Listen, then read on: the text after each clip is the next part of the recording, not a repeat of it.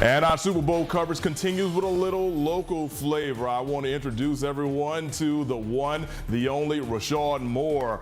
NFL pro, played at Johnson, played at Tennessee, and then he was a great star on the defensive line. First and foremost, thank you for doing this, Rashad. It's Super Bowl week, and it's always great to talk to somebody who's played in the big game. You know, with that 2007 season, I mean, you guys were loaded on that defense. I mean, they had Vince, they had yourself, Richard Seymour, Rodney Harrison, who's now the head coach for the Tennessee Titans. I mean, you know, when you think about the collection of talent on that defense, it's probably like one of the best ever units combined, wouldn't you say? I would say, you know, I would compare it to like one of the best, you know, as far as the pros. But I think at Tennessee in 1990, I mean in 2001, we had almost a better defensive front. But like I said, we were very stout and strong up there in New England in 2017. And now, for everyone that does not remember, the squad he's talking about was the team that went undefeated in the regular season, and you get ready to go into the Super Bowl against the New York Giants, led by Eli Manning and my high school teammate Brandon Jacobs. As you guys were prepping for that game, was there anything that even stood out to y'all about that offense? Well, it wasn't necessarily the offense. It was more so their defense. Their defense was very strong. And a lot of people don't know this, but we beat them in week 17 of the season on the last drive with a game-winning field goal. So we knew going into the game it was going to be a difficult task, but we thought we had it, though. One of the game-changing moments, clearly, wide receiver going up and pinning it to his helmet. Were you on the field on that particular play, or if? I was not. Okay. I was on the field earlier that drive, in the beginning of the drive.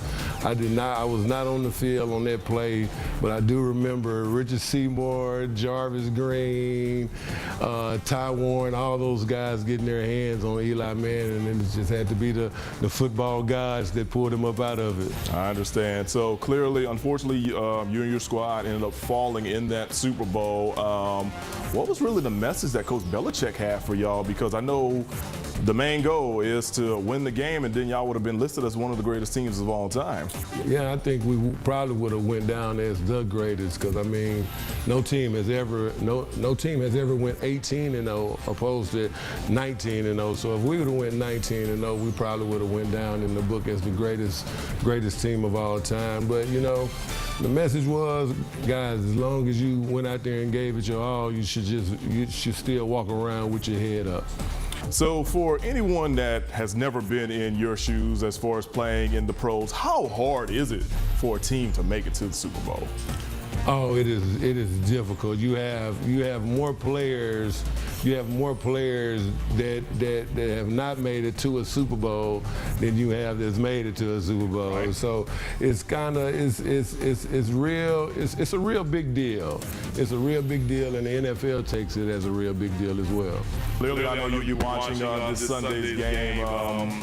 Do you think either team has an advantage, considering the fact that they have MVP caliber quarterbacks, and they're also the number one seed in their respective conferences? Yeah, they I don't think there's really no edge, but if there was an edge and I had to pick one, I would pick the edge of Kansas City being there. The guys that they have in their locker room, they know how this week is. Starting from Monday to now, the week is very hectic. The people, you just don't understand. You got people tugging at you from all different directions.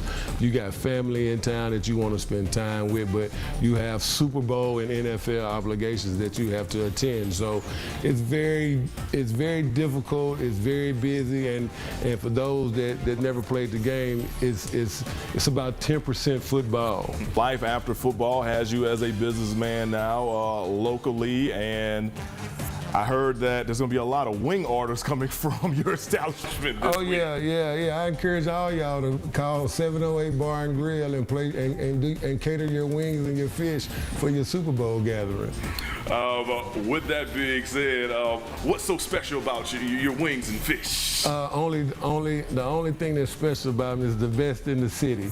All right, everyone. We want to thank Rashad Moore for checking in with us here during our Super Bowl week coverage. Do not forget, Super Bowl 57 will air this Sunday right here on Fox 54. We've got more coming up after the break. Stay tuned.